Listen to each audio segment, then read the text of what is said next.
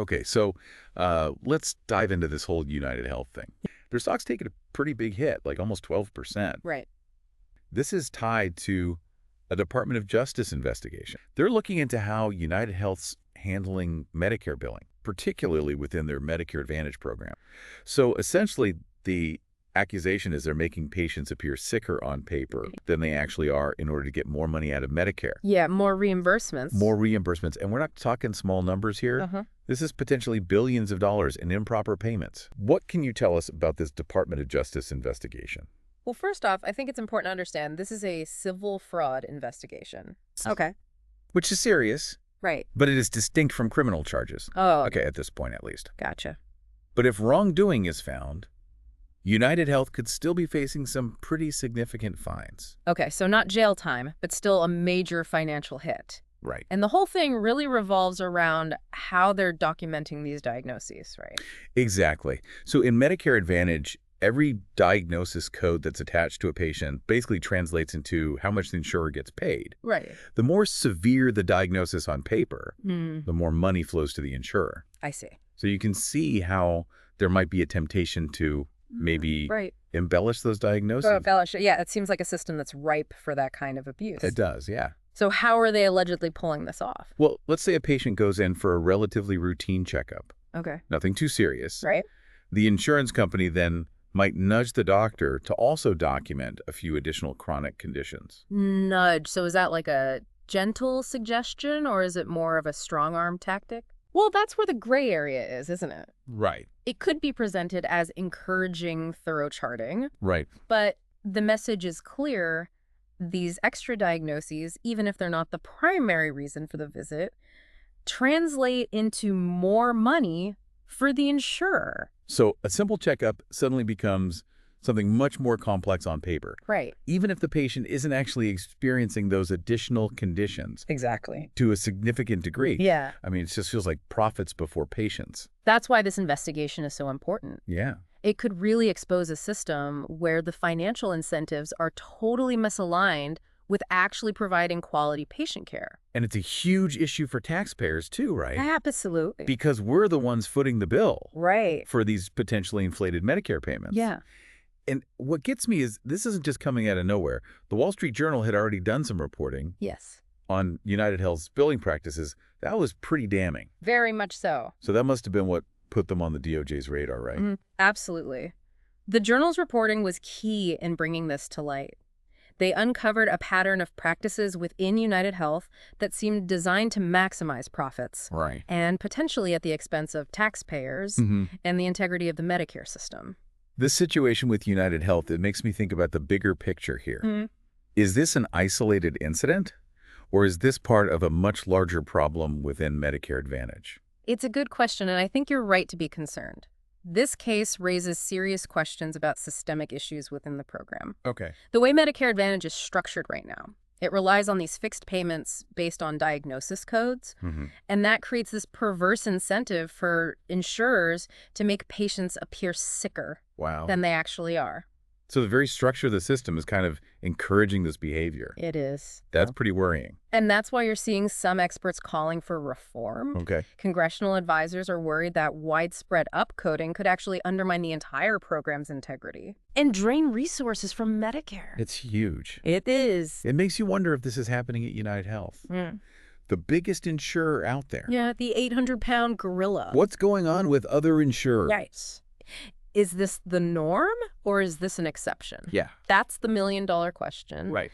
And we don't have all the answers yet, but this investigation could trigger a wave of scrutiny across the entire industry. And let's not forget, this isn't UnitedHealth's first run-in with legal trouble. Oh, absolutely not. Right. They're already under investigation for potential antitrust violations. Right. And their attempt to acquire Medicis was recently blocked because of concerns about competition. Exactly. So this pattern of behavior suggests there might be some deeper issues within the company itself. Yeah, their culture, their practices. Yeah, it paints a pretty concerning picture. It does. It really does make you wonder if what we're seeing with UnitedHealth is a symptom of a much larger problem within the healthcare industry itself. Right. You know, where profits are being prioritized over patient well-being.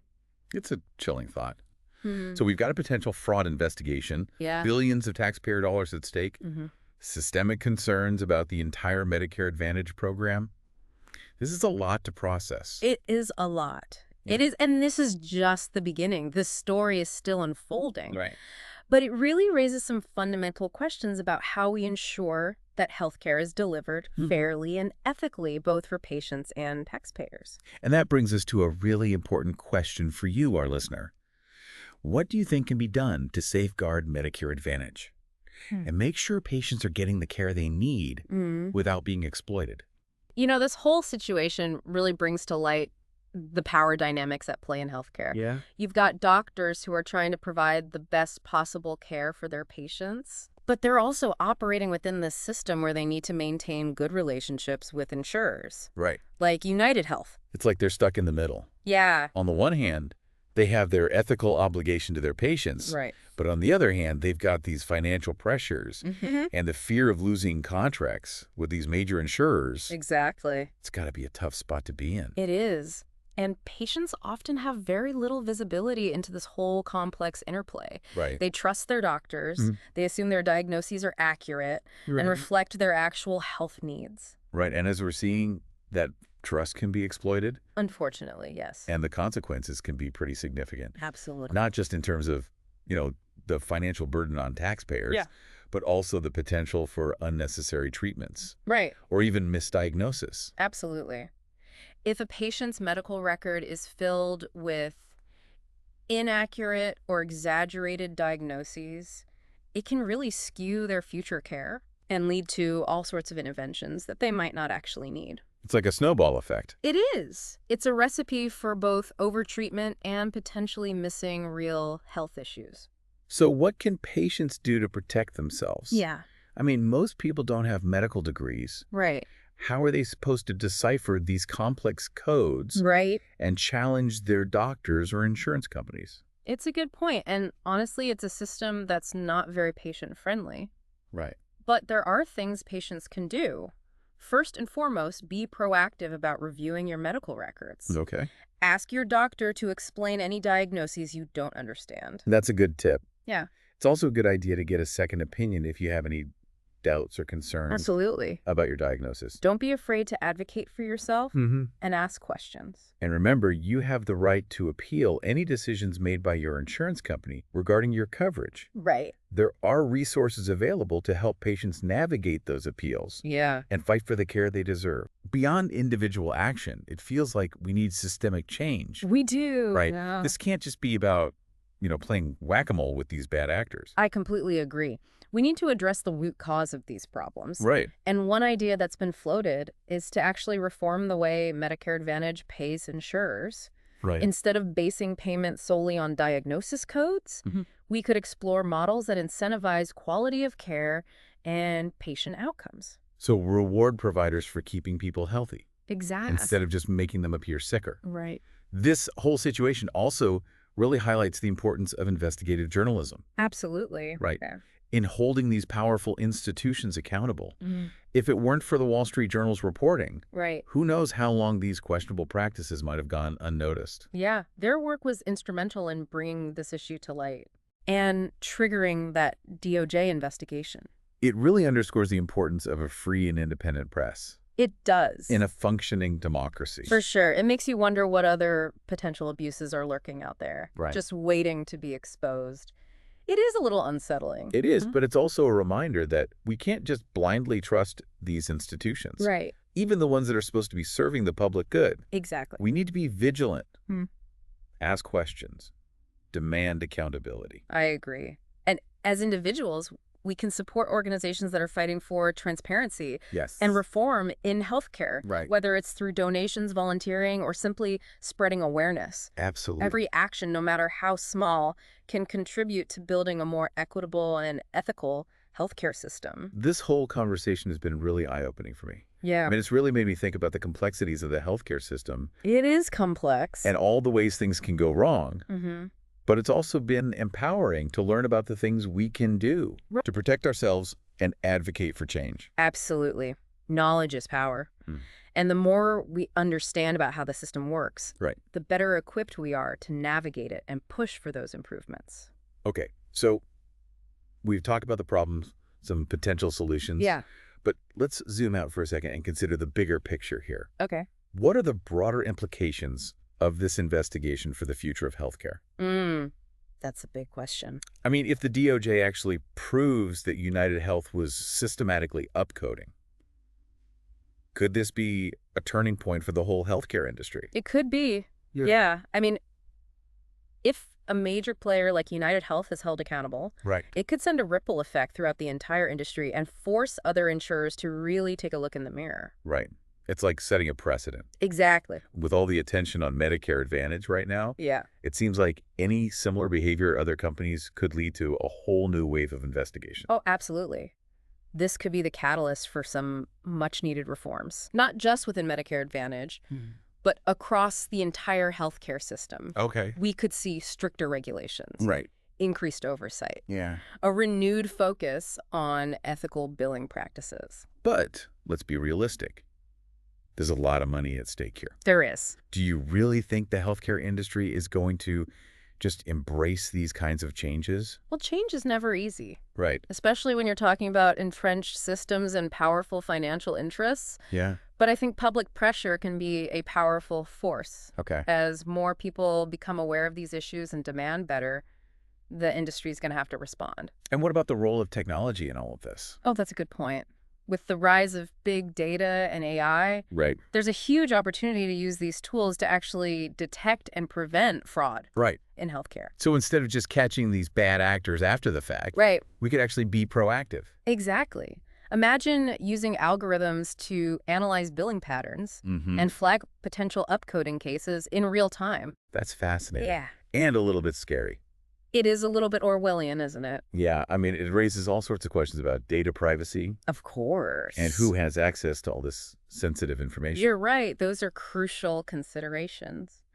We need to make sure as we embrace these technological solutions that they're implemented responsibly and ethically with strong safeguards to protect patient privacy.